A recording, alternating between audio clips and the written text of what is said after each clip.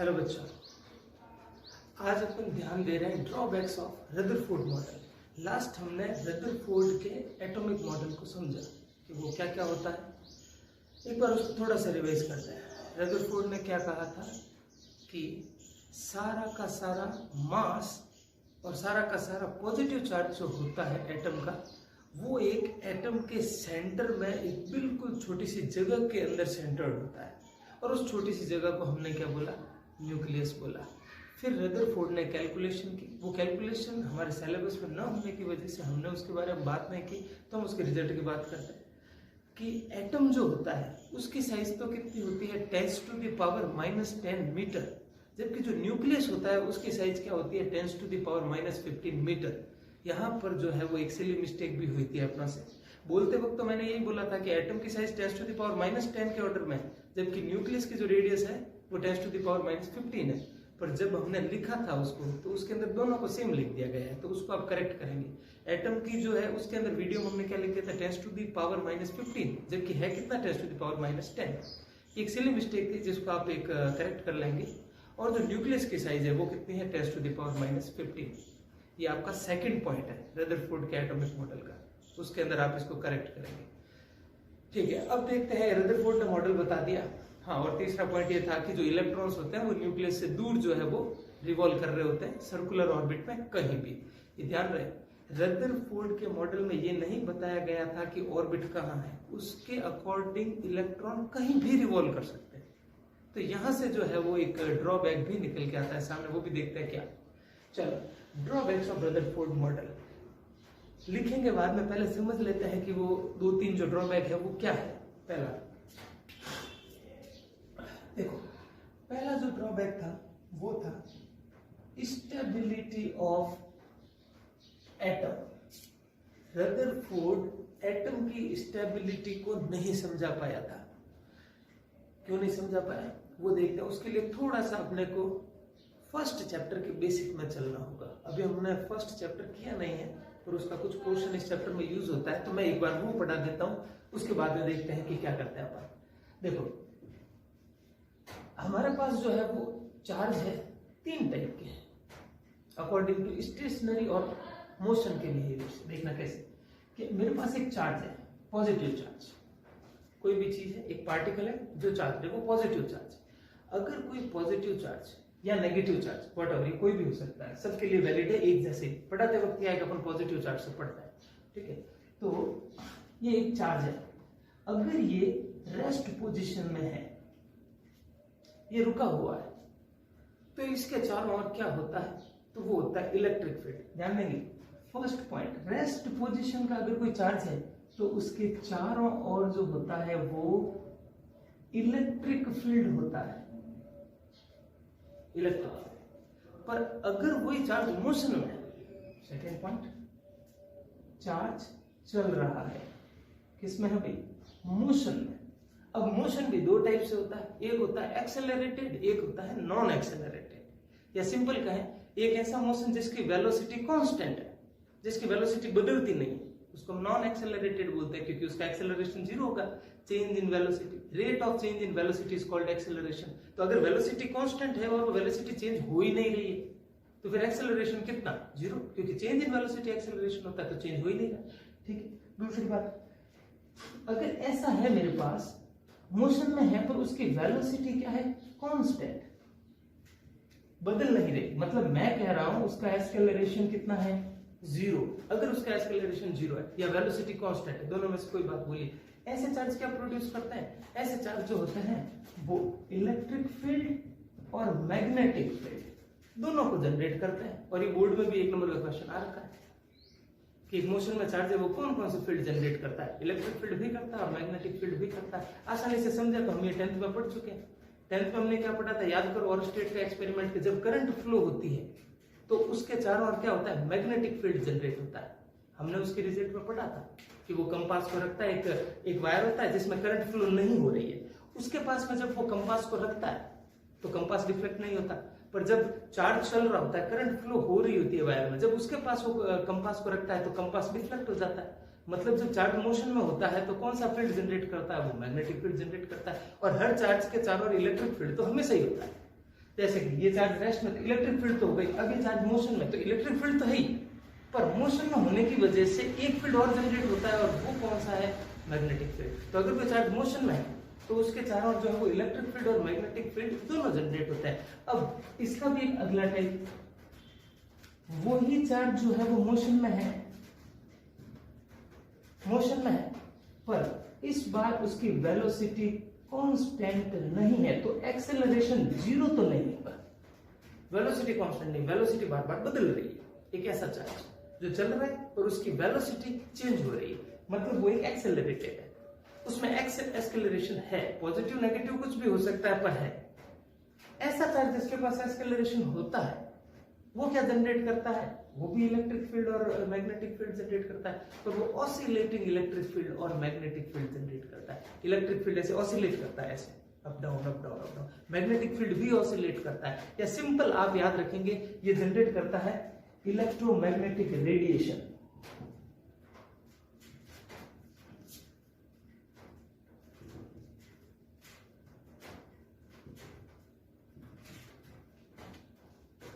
Electromagnetic radiation, सन से आने वाली जो लाइट है ये भी एक इलेक्ट्रोमैग्नेटिक रेडिएशन है। तो याद रखने का तरीका, हमारे पास अगर कोई एक एस्केलरेटेड चार्ज है जिसमें एस्केलरेशन है तो वो क्या जनरेट करेगा, वो इलेक्ट्रोमैग्नेटिक रेडिएशन की फॉर्म में लाइट जनरेट करेगा। हम ये कह सकते हैं लाइट जो होती है वो एक इलेक्ट्रोमैग्नेटिक रेडिएशन ही है, तो आप समझिए कि लाइट जनरेट कर रहा है, आसान तरीका। तो तीन टाइप के चार्ज, अगर चार्ज रेस्ट पोजीशन में क्या जनरेट करेगा, इलेक्ट्रिक फील्ड। अगर चार्ज मोशन में जिसकी वेलोसिटी कांस्टेंट है तो वो क्या जनरेट करेगा, वो जनरेट करता है इलेक्ट्रिक फील्ड और मैग्नेटिक फील्ड दोनों। और अगर एक ऐसा चार्ज है जो एस्केलरेट है जिसकी वेलोसिटी कांस्टेंट नहीं है, बार बार वेलोसिटी बदल रही है, तो ऐसे चार्ज क्या जनरेट करता है, इलेक्ट्रोमैग्नेटिक रेडिएशन, या कह सकते हैं लाइट जनरेट करते हैं, या कह सकते हैं कि इनसे एनर्जी रिलीज होती है in the form of electromagnetic radiation और लाइट। तो ये थी कुछ बेसिक बातें चार्ज के बारे में कि तीन टाइप के चार्ज होते हैं। ये आपको पूरी फिजिक्स के दौरान याद रहना चाहिए, इसके बारे में क्वेश्चन आता है, ठीक है। अगर आवश्यकता हो तो आप ये चीजें जो है वो नोट कर सकते हैं, ठीक है। अदरवाइज अपन चलते हैं नेक्स्ट वापस, स्टेबिलिटी ऑफ एटम, क्या मतलब है इसका देखते हैं।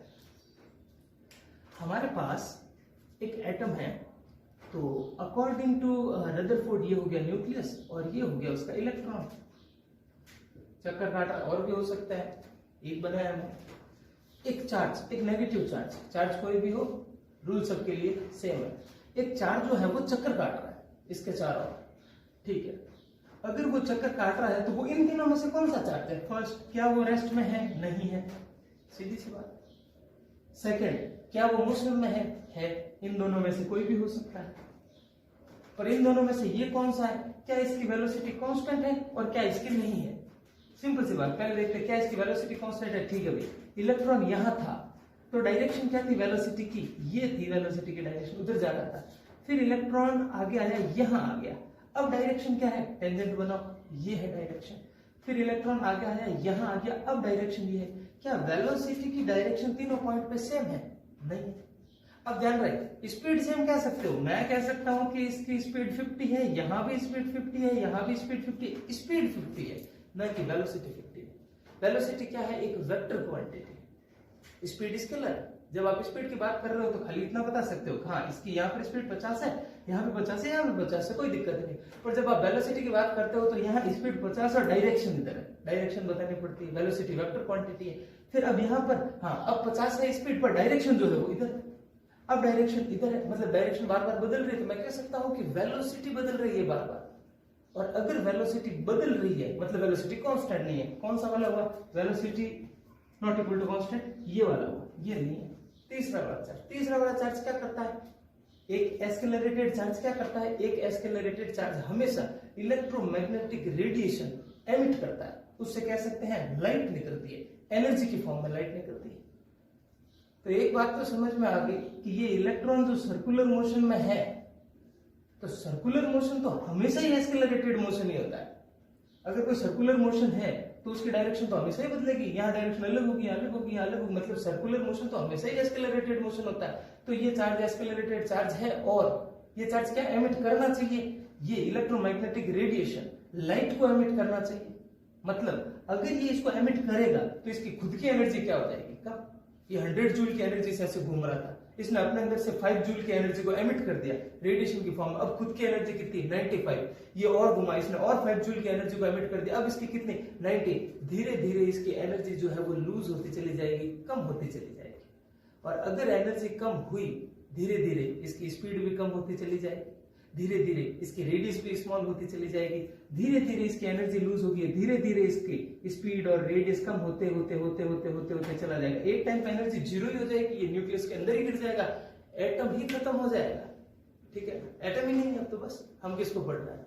तो रदरफोर्ड के मॉडल में ये कमी क्या है, स्टेबिलिटी ऑफ एटम, कि अगर इलेक्ट्रॉन चारों ओर रिवॉल्व करेगा तो इलेक्ट्रॉन है सर्कुलर मोशन। सर्कुलर मोशन कौन सा होता है, एस्केलरेटेड मोशन होता है। उसमें क्या होता है, उसमें चार्ज इलेक्ट्रोमैग्नेटिक रेडिएशन की फॉर्म में एनर्जी एमिट करता है। एनर्जी एमिट करेगा तो क्या होगा, खुद की एनर्जी कम हो जाएगी। खुद की एनर्जी कम होगी तो क्या होगा, धीरे धीरे उस सर्कुलर ऑर्बिट की रेडियस और उस इलेक्ट्रॉन की स्पीड कम होती चली जाएगी और एक टाइम में वो न्यूक्लियस के अंदर गिर जाएगा। That's why we can say Rutherford's atomic model was not able to explain stability of atom, वो स्टेबिलिटी नहीं समझा सकेंगे, ये पहला ड्रॉबैक इसका। ठीक है, अब दूसरा देखते हैं वापस से। हाँ, किसी को जरूरत हो तो ये लिख लें, ये बेसिक है। हम फर्स्ट चैप्टर में इसको जो डिटेल में लिखेंगे, पर आप चैप्टर के साइड में जो है वो इन चीजों को लिख सकते हैं, याद रहेगी, इस चैप्टर में काम आती रहेगी। देखो, स्टेबिलिटी ऑफ एटम के बाद में दूसरा जो ड्रॉबैक था वो था रदरफोर्ड का मॉडल जो है वो हाइड्रोजन के स्पेक्ट्रम को नहीं समझा पाया। ध्यान देंगे यहां पे,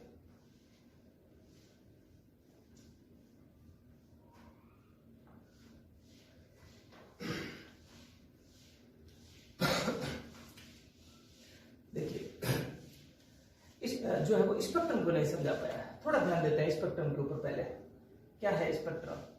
स्पेक्ट्रम वर्ड जो है वो सिंपली हम 10th में तब सुनते हैं जब हम प्रिज्म को पढ़ रहे होते हैं। डिस्पर्जन ऑफ लाइट, अगर याद हो तो सनलाइट इसके अंदर एंटर हुई जिसको हम व्हाइट लाइट बोलते हैं, और जब बाहर निकली तो हमको 7 कलर दिखाई दिए जो थे विबग्योर। This is spectrum. क्या है स्पेक्ट्रम का मीनिंग, क्या है? तो स्पेक्ट्रम का मीनिंग आप एक ऐसी छोटी सी लाइन से निकालिए, अ वेल अरेंज्ड पैटर्न। ठीक है, ये एक वेवलेंथ का वेल अरेंज्ड पैटर्न है। ठीक है, देखो वेवलेंथ, रेड कलर कैसा होता है? रेड कलर कुछ ऐसा दिखता है। वॉयलेट कैसा दिखता है? ऐसा दिखता है। देखो इसकी वेवलेंथ ज्यादा, इसकी वेवलेंथ बहुत कम। वेव की लेंथ, 2 क्रेस्ट के बीच की लेंथ, ये रेड की बहुत ज्यादा। ऑरेंज पे आओगे तो ये थोड़ी कम हो जाएगी, येलो पे और कम हो जाएगी, और कम हो जाएगी। सबसे कम किसकी? वॉयलेट की। तो अगर अपन ऐसे नीचे से ऊपर जाएंगे तो वेवलेंथ जो है वो इंक्रीज होगी, या ऐसे, या ऊपर से नीचे आओगे तो डिक्रीज होगी। मतलब ये जो विबग्योर है, ये ऐसे नहीं है कि कुछ भी हमने बीच में से उठा के रख दिया, ये असेंडिंग या डिसेंडिंग ऑर्डर के अंदर अरेंज किया हुआ है। तो ये स्पेक्ट्रम है, बस इसी को स्पेक्ट्रम समझा कि वेवलेंथ है, कुछ लाइनें हैं, कुछ वेवलेंथ है जो अरेंज की गई है असेंडिंग या डिसेंडिंग ऑर्डर में। ठीक है, तो उस कॉम्बिनेशन को स्पेक्ट्रम बोलते हैं। This is spectrum. ऐसे स्पेक्ट्रम हमने और भी पढ़े, तरीके अलग थे। हाइड्रोजन का स्पेक्ट्रम देखिए, आपने केमिस्ट्री में जरूर ये वाले डायग्राम देखे होंगे जिसमें आपने लाइमन, बामर, पाशन, ब्रैकेट, फंड की सीरीज देखी होगी, कि जैसे कि ऐसी लाइनें बनाई होगी आपने, ये लाइन्स, ये लाइन्स, ये लाइन्स, ये, फिर ऐसे खूब सारे। ये क्या है? ये हाइड्रोजन का स्पेक्ट्रम है। हाइड्रोजन का स्पेक्ट्रम कैसा है? हाइड्रोजन एटम से भी जो है वो वेवलेंथ एमिट होती है। हाइड्रोजन एटम से वेवलेंथ एमिट होती है, हमने उनको नोट किया कितनी कितनी होती है। ठीक है, तो ये रही है, इस लाइन की एक वेवलेंथ है। ध्यान रखें, इसकी कैलकुलेशन हम इस चैप्टर के अंदर करेंगे कि हाइड्रोजन एटम के अंदर ये जो लाइन सीरीज होती है, इसमें ये जो फर्स्ट स्पेक्ट्रम लाइन है, इसको स्पेक्ट्रम बोलते हैं। ये जो फर्स्ट स्पेक्ट्रम लाइन है, इसकी वेवलेंथ कितनी है? ठीक है, हम निकाल सकते हैं कि अगर हाइड्रोजन एटम यहां से फर्स्ट सेकंड से फर्स्ट में आए, सेकंड ऑर्बिट से फर्स्ट ऑर्बिट में आए, तो कितनी वेवलेंथ एमिट होगी? तो हम इसकी वेवलेंथ निकाल सकते हैं, हम इसकी भी निकाल सकते हैं, इसकी भी निकाल सकते हैं। सबकी निकाल सकते हैं। तो ये सब वेवलेंथ अरेंज की हुई है, जैसे कि इसकी 2000 एंगस्ट्रॉम है, इसकी 3000 एंगस्ट्रॉम है, इसकी 4000 एंगस्ट्रॉम है, इस टाइप से। तो ये क्या हुआ, स्पेक्ट्रम। इसमें वेवलेंथ को अरेंज किया हमने इन लाइन से। इन लाइंस को हम क्या बोलते हैं, स्पेक्ट्रल लाइंस बोलते हैं। ये हाइड्रोजन एटम की है, सिर्फ हाइड्रोजन की है, फिलहाल ध्यान रखें, या हाइड्रोजन के जैसे कुछ दूसरे आइटम, बात करेंगे उनके बारे में बोर मॉडल में। पर फिलहाल ये स्पेक्ट्रम है जिसमें हमने वेवलेंथ को अरेंज किया। अब रदरफोर्ड का यहाँ पर क्या ड्रॉबैक आता है कि रदरफोर्ड इस स्पेक्ट्रम को नहीं समझा पाया। ध्यान करिए आप, रदरफोर्ड इसको नहीं समझा पाया। क्यों नहीं समझा पाया? कि उसके अकॉर्डिंग जो स्पेक्ट्रम होना चाहिए वो कंटिन्यूअस होना चाहिए, जबकि ये कैसा है, ये डिस्क्रीट है। देखो, कंटिन्यूअस और डिस्क्रीट का क्या मतलब होता है कि जैसे कि यहां पर इस लाइन का लैम्डा कितना आया, 2000 एंगस्ट्रॉम। एक एग्जांपल कि 2000 एंगस्ट्रॉम आ गया। फिर ये जो दूसरी लाइन है जो जस्ट इसके बाद की, उसका लैम्डा कितना आया, एग्जांपल 3000 एंगस्ट्रॉम आया। ये एक्चुअल वैल्यूज नहीं, समझने की बात कर रहा है कि इसका 2000 है, इसका 3000 है और इसका 4000 है। अब मैं पूछूं कि इस एंगस्ट्रॉम में जो है वो 2000 और 3000 के बीच में कोई लैम्डा है क्या? नहीं। पहली लाइन का 2000 और दूसरी लाइन का 3000 है। 2000 और 3000 के बीच की कोई वैल्यू एग्जिस्ट कर ही नहीं रही। तो जिसके अंदर इस टाइप से हो कि 2000 है, फिर सीधा 3000 है, फिर सीधा 4000 है, तो ये एक डिस्क्रीट स्पेक्ट्रम है। ठीक है, छोड़ के, स्लॉट छोड़ के। पर अगर मैं ये कहूं एक ऐसा स्पेक्ट्रम जिसमें 2000 भी है, 2001 भी है, 2002 भी है, 2003 भी है, 2999 और 3000 सब है, हर वैल्यू एग्जिस्ट कर रही है, तो इसको क्या बोलेंगे, कंटिन्यूअस। रदरफोर्ड के अकॉर्डिंग स्पेक्ट्रम कंटिन्यूअस होना चाहिए, जबकि ये बोर ने बताया था, ये लैब में मिला और ये सही है कैसा, डिस्क्रीट है, या फिर इसको हम लाइन स्पेक्ट्रम भी बोलते हैं। इसको रदरफोर्ड नहीं समझा सकता, ये डिस्क्रीट पैटर्न है, जबकि रदरफोर्ड के अकॉर्डिंग कैसा होना चाहिए, कंटिन्यूअस। अब क्यों होना चाहिए रदरफोर्ड के अकॉर्डिंग कंटिन्यूअस? क्योंकि रदरफोर्ड ने ये कहा था इलेक्ट्रॉन कहीं भी घूम सकता है। अब बोर के अंदर तो ये चलो डिस्क्रीट हो गए, बोर मॉडल समझेंगे तब पता लग जाएगा कि बोर इस चीज को कैसे समझा पाया। रदरफोर्ड ने क्या कहा कि इलेक्ट्रॉन यहां घूम रहा है, ओके घूम सकता है। इलेक्ट्रॉन जस्ट थोड़ा सा ऊपर यहां भी घूम रहा है, यहां भी घूम सकता है। इलेक्ट्रॉन यहां भी घूम सकता है, यहां भी घूम सकता है, कहीं भी घूम सकता है इलेक्ट्रॉन। तो चलो, ये लैम्डा लाइट कब निकलती है, तो उसके लिए थोड़ा बहुत अगर याद हो तो, नहीं तो थोड़ा सा ध्यान में, आगे डिटेल में बोर मॉडल में आएगा। जब भी कोई इलेक्ट्रॉन, जैसे कि अभी यहां पर है, ठीक है, आप इसको ऐसे भी समझ सकते हैं, ये एक इलेक्ट्रॉन यहां है, इसकी एनर्जी है 10 जूल। यहां जो इलेक्ट्रॉन घूमते हैं उनकी एनर्जी है 20 जूल। अब ये 10 जूल वाला इलेक्ट्रॉन है, बाहर से इसको एनर्जी दी हमने 10, तो इसकी भी कितनी हो गई 20, और ये इलेक्ट्रॉन यहां चला गया ऊपर। 10 जूल की एनर्जी लेके इलेक्ट्रॉन अपनी एक्साइटेड स्टेट में चला गया, पर ये नैनो सेकंड में ही वापस आ जाता है। तो जब वापस आएगा 10 वाली जगह पे, अभी तो कितने 20, इसको यहां आना है 10 में, तो 10 छोड़ना पड़ेगा। 10 जूल की एनर्जी अगर इलेक्ट्रॉन ऊपर लेके गया था, तो जब वापस आएगा तो 10 जूल की एनर्जी को एमिट भी करना पड़ेगा। उसी को तो हमने बोला था इलेक्ट्रोमैग्नेटिक रेडिएशन, कि जब भी इलेक्ट्रॉन, अब देखो यहां पर थोड़ा सा ऐसे ध्यान रखें कि जब भी एक इलेक्ट्रॉन हाई एनर्जी लेवल से लो एनर्जी लेवल में आता है तो वो रेडिएशन एमिट करता है। हम कह सकते हैं लाइट एमिट करता है, फोटोन एमिट कर सकता है, ठीक है, इलेक्ट्रोमैग्नेटिक रेडिएशन एमिट करता है, खूब सारे नाम दे सकते हैं। तो यहां पर एनर्जी रिलीज कर रहा है ये इलेक्ट्रोमैग्नेटिक रेडिएशन की फॉर्म, ठीक है। तो जब भी इलेक्ट्रॉन हाई टू लो आएगा रिलीज करेगा, ठीक है। अब रदरफोर्ड के मॉडल और बोर मॉडल के अंदर थोड़ा सा कंपेयर करते हैं। देखो, बोर ने तो ये कहा था कि इलेक्ट्रॉन यहां घूमेगा और उसके बाद में सीधा यहां घूमेगा, समझ रहे हो बात को। बोर ने ऑर्बिट बताया थे, याद हो अगर थोड़ा बहुत केमिस्ट्री से, तो बोर के अकॉर्डिंग इलेक्ट्रॉन जो है वो कहीं भी नहीं घूमता, कुछ फिक्स स्पेशल स्टेशनरी ऑर्बिट होता है कि एक ऑर्बिट यहाँ है और एक यही है। ऐसे नहीं है कि यहाँ इलेक्ट्रॉन घूम रहा है, ऐसा नहीं हो सकता। ये बोर ने अपने मॉडल बताया था, पर रदरफोर्ड के मॉडल में इलेक्ट्रॉन कहीं भी घूम सकता है। मतलब अगर मान लीजिए यहां से ये यूं है, यहां से इलेक्ट्रॉन यहां आया तो 2000 रिलीज हो रहा है, और यहां से यहां आया तो 3000 रिलीज हो रहा है। तो ये 2000 की एक लाइन बना दी, ये 3000 की लाइन बना दी। एक सिंपल वे में समझने की कोशिश कर रहा है इसको। पर रदरफोर्ड के मॉडल में क्या हो रहा है कि एक इलेक्ट्रॉन इसमें है, उसको थोड़ी सी एनर्जी मिली। अब इसमें ऐसे नहीं होता कि यहां इलेक्ट्रॉन है कि इसको थोड़ी सी एनर्जी मिली और ये इधर यहाँ चला गया, नहीं, सफिशिएंट एनर्जी होगी तब वो यहाँ से यहाँ जंप करेगा। इसमें तो क्या है, थोड़ी सी एनर्जी मिलते ही ऊपर जंप कर जाएगा, क्योंकि ऑर्बिट तो हर जगह है इसके मॉडल में, ऐसा थोड़ी है कि सिर्फ ये है सिर्फ ये, हर जगह है, कहीं भी जा सकता है। तो इलेक्ट्रॉन थोड़ा सा ऊपर उठेगा और जैसे ही वापस नीचे आएगा कि वो थोड़ी सी जो है वो वेवलेंथ रिलीज कर देगा, मतलब इसने 2000 रिलीज किया, समझ लो। अगर उससे थोड़ा सा ऊपर जाके आया तो 2001 भी रिलीज किया, अगर उससे थोड़ा सा और ऊपर जाके नीचे आया तो 2002 भी रिलीज किया, 2003 भी रिलीज किया, सब रिलीज करेगा ये तो। मतलब आपको 2000 और 3000 के बीच की हर वैल्यू मिल जाएगी। पर लैब के अंदर जब अपन स्पेक्ट्रम का पैटर्न बनाते हैं, जो प्रैक्टिकल रिजल्ट है उसके अंदर ऐसा नहीं होता। उसके अंदर हमको कुछ डिस्क्रीट वैल्यूज मिलती है, छोड़ छोड़ के, कि 2 के बाद में सीधी 3 है, 3 के बाद में सीधी 5 है, ऐसी वैल्यूज मिलती है। हमें हर वैल्यू नहीं मिलती, कंटिन्यूअस नहीं है स्पेक्ट्रम। अब रदरफोर्ड के अंदर ऐसे ऑर्बिट वाला सिस्टम तो था नहीं, उसमें का इलेक्ट्रॉन कहीं भी घूम सकता है, तो फिर तो कुछ भी रिलीज हो सकता है, सारी की सारी वेवलेंथ हमको मिलनी शुरू हो जाएगी।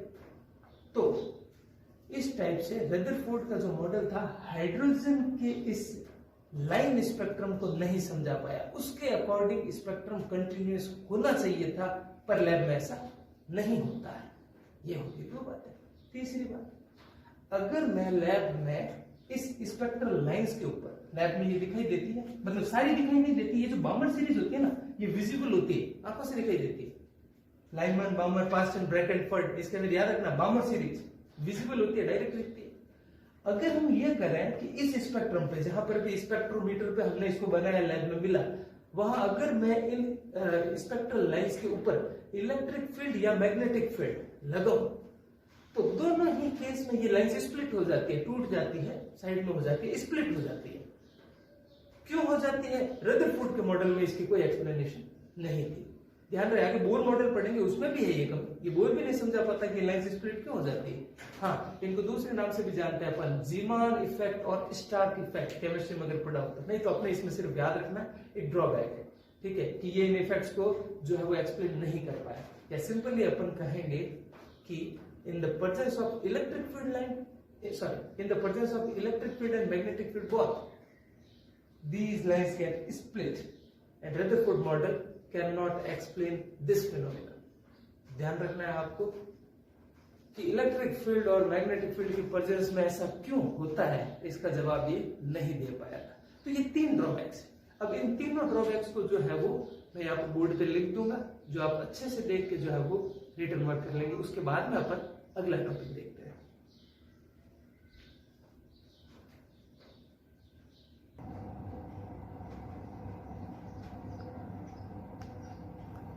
ये रदरफोर्ड का फर्स्ट ड्रॉबैक है, जिसको आप पॉज करके रिटर्न कर लेंगे।